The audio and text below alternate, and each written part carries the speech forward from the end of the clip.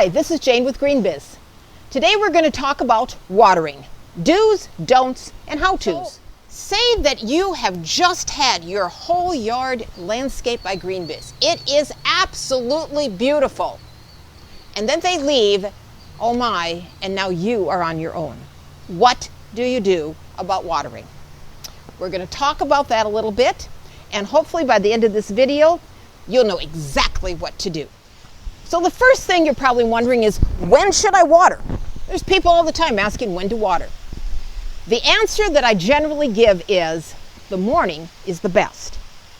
Now, I often will get up extra early, extra early meaning like 15 minutes, and go out and do my watering in the morning before I go to work. That way I know that my plants are going through the heat of the day watered, hydrated. Would you want to go through the whole day so thirsty? No.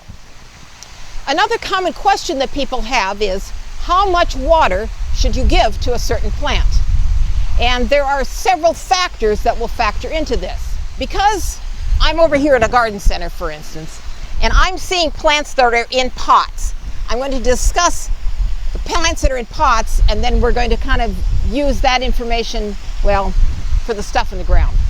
So for instance, I have a small pot like this, and then I have a tree that's in a much bigger pot. So into the small pot, I'm going to water till the water comes out. Now I'm going to be watering a 15-gallon tree. You're going to see that it's going to, of course, take more water.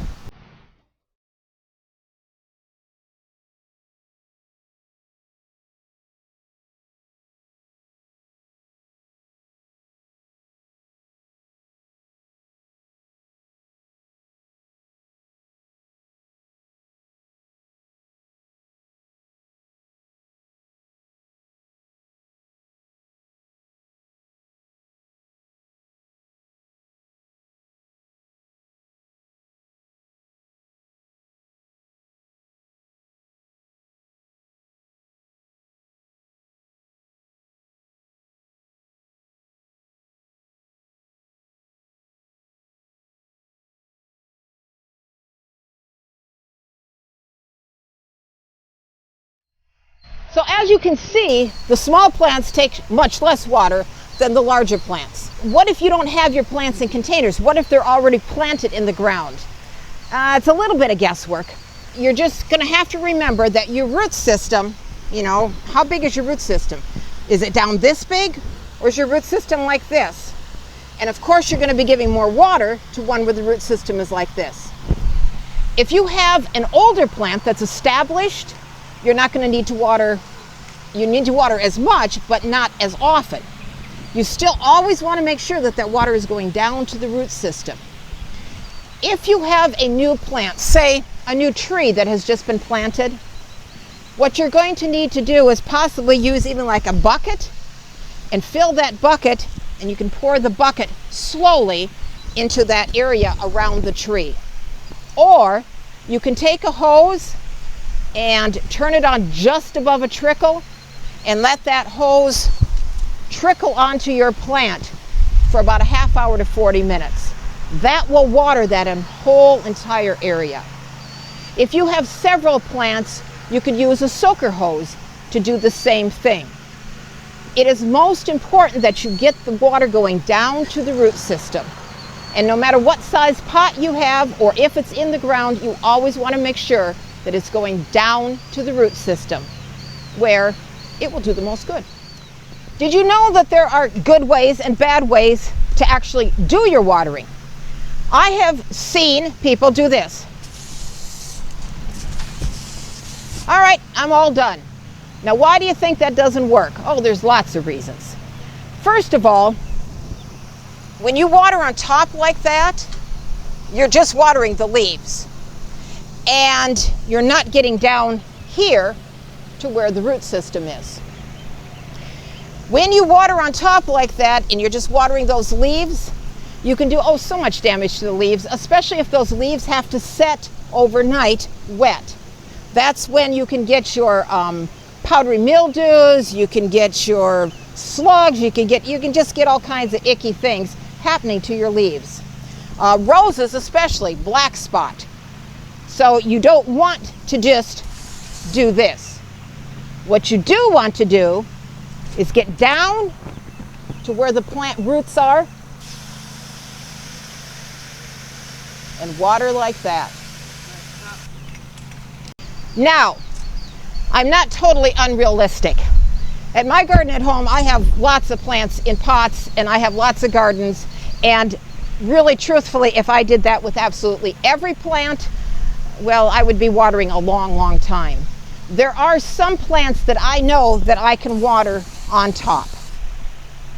But I water in the morning, and the plants that are very thick with foliage, I make sure that I get underneath them so that the water is going into the root system of the plant.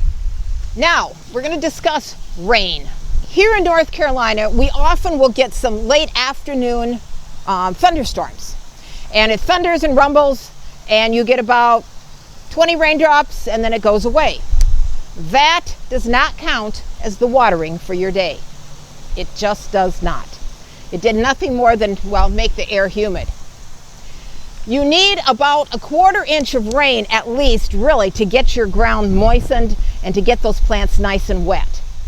There are times when it will rain at night, for instance, and I'll go out in the morning and I will check my plants and they are moist. I don't need to water, but by the time I've gotten home in the afternoon, I'm noticing that some of them are flagging. I will need to give them a little more water.